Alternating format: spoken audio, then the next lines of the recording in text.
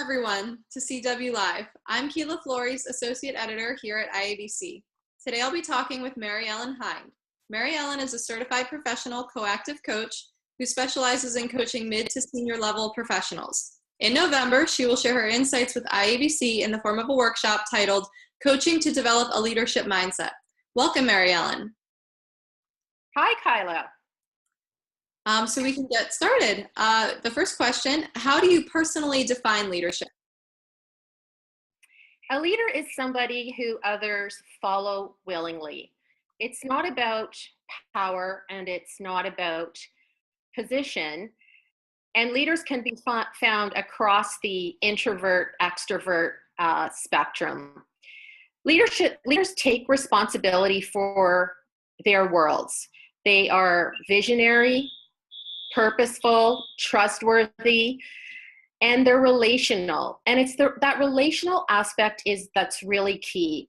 As a leader, you need to effectively manage three relationships: the relationship with yourself, with others, and with the systems within which you operate.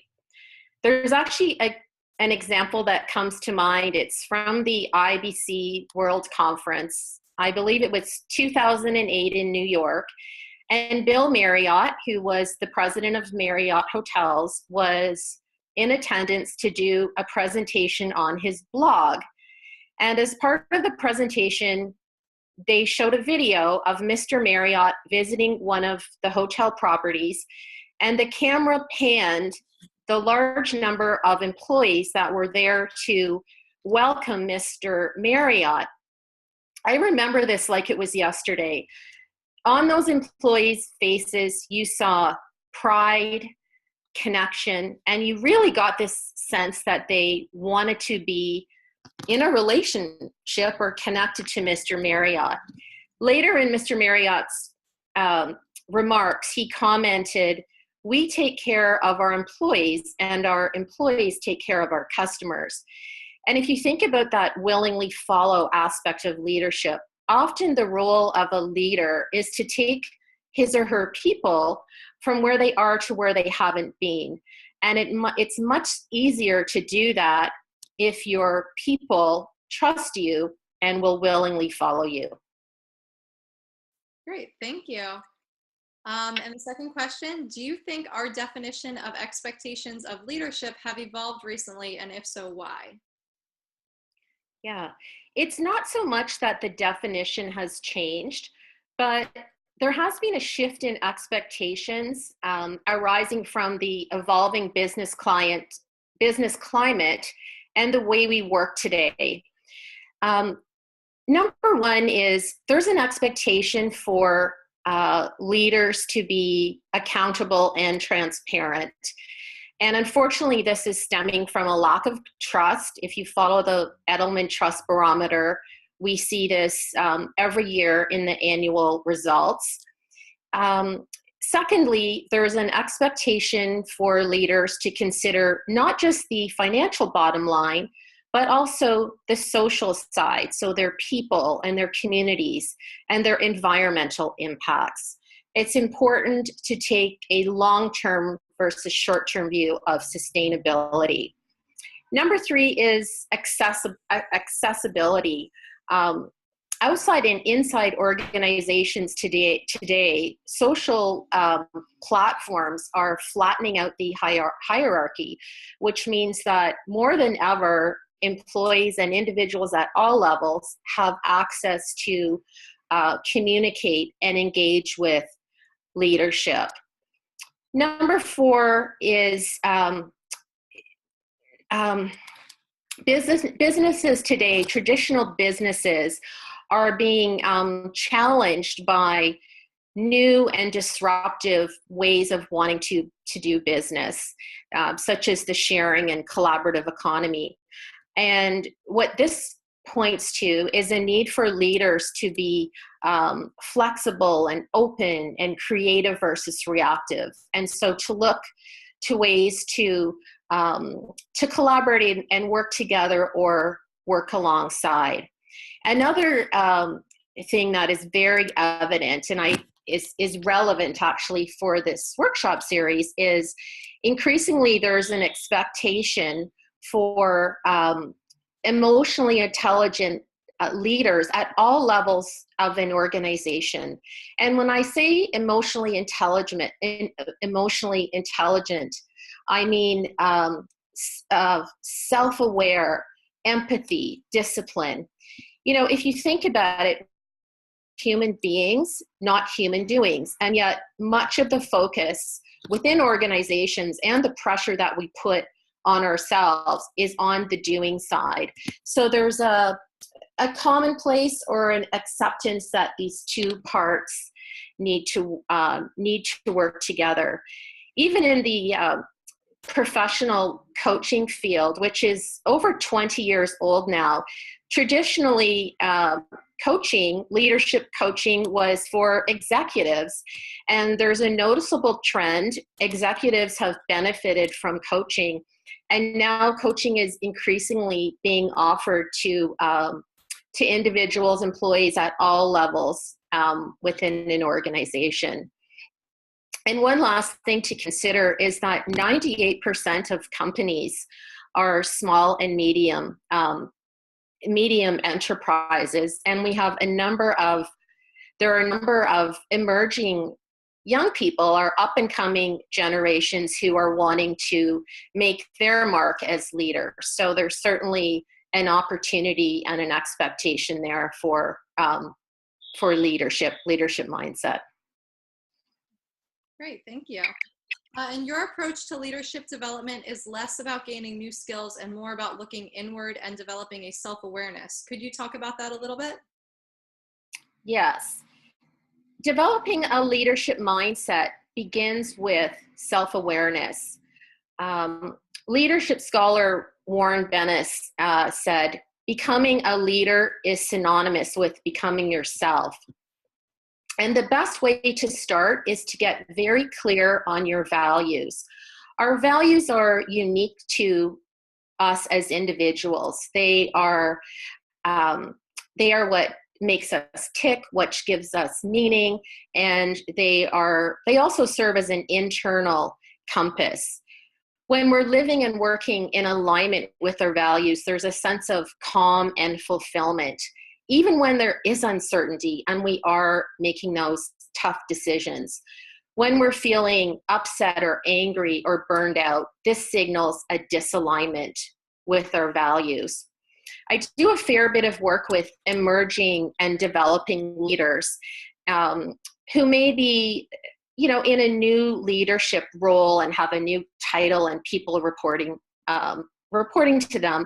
And what I notice and hear fairly often is initially they may feel the weight of the organization and all of the people on their shoulders and feel a real need to have come up with all the answers and make all of the decisions. And an excellent place to point people in this situation is to your values, because they are a tremendous resource that you can check in with. So go inward for clarity instead of outward for direction. Ideally, where you want to get to with your values is you want to be able to use them as a measuring stick to communicate and make decisions. And what will happen as you develop as a leader, if you're initially feeling that weight of everything on your shoulders, you will be able to see it in the distance, so you won't be carrying it around with you. Great. And in your workshop, you'll discuss creative versus reactive tendencies. Could you describe what you mean by this and why it's important for leaders to understand the difference? Absolutely. There are two stances in life. The first is the reactive stance, and this is where 70% of us naturally tend to go. And the reactive stance is fear-based. It's anxiety containing. And from this place, you feel powerless, possibly defensive, and you tend to see obstacles and roadblocks. The other stance is the creative stance, and this is energy and energy unleashing, and it's based on love and passion. And from this stance, you feel open, you feel powerful, you feel open to possibilities and wanting to move forward, So those are the two stances. There's also a couple of other things that it's important to understand. The first is our brains are social organs, and in the absence of information, they will naturally go to they will actually go to a reactive place. If they're calm, they will be open to creative thinking. It's just the way we're put together.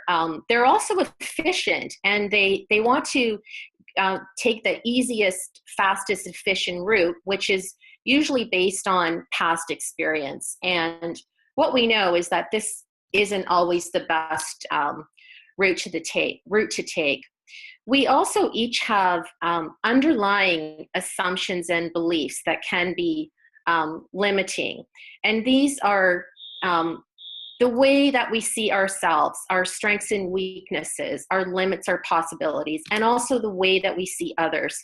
And as we grow up into adulthood, we take these beliefs, and they become internal and part of us, and they're based on our family upbringing, our relationships, all of the things that go into making us adults and who we are today. They stay with us though, and often when you're faced with a decision, it's an immediate reflex reaction based on an underlying assumption or belief, which does not always serve us in the best way. So it's important for leaders to confront these limiting self-beliefs, and to be able to, and actually this is where it's very helpful to work with a coach. So you want to confront it, address it, and it leads to changing the way that you react. It's also important to realize, is the way that you see yourself as a leader the way that others see you? In the workshop series I'll be referring to, it's an excellent self-assessment and 360 tool that really gets at creative competencies and reactive tendencies.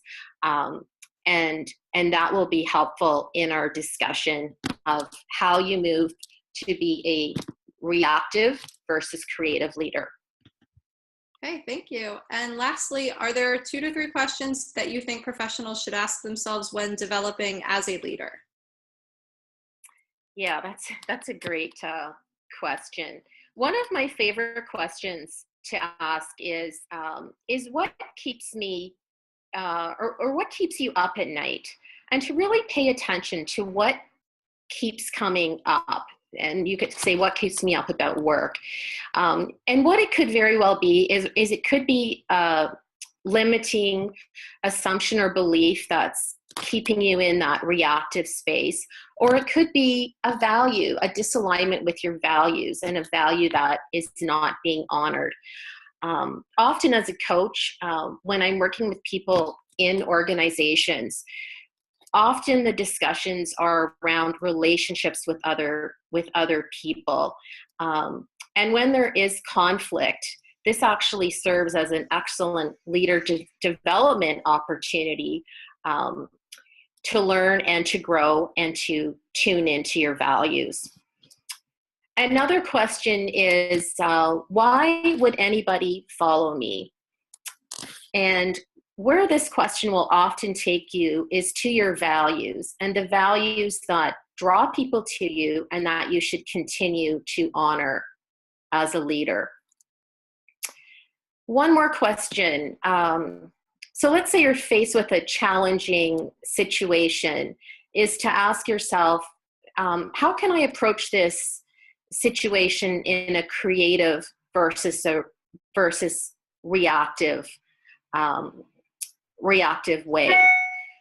And what you want to do is learn how to ask yourself simple, powerful questions. It could be as simple as, who do I need to be, or what value do I need to honor? And then from this place, what do I need to do? It can often be lonely as a leader, so perhaps you need to go beyond yourself, and the question might be, who else needs to be a part of this discussion?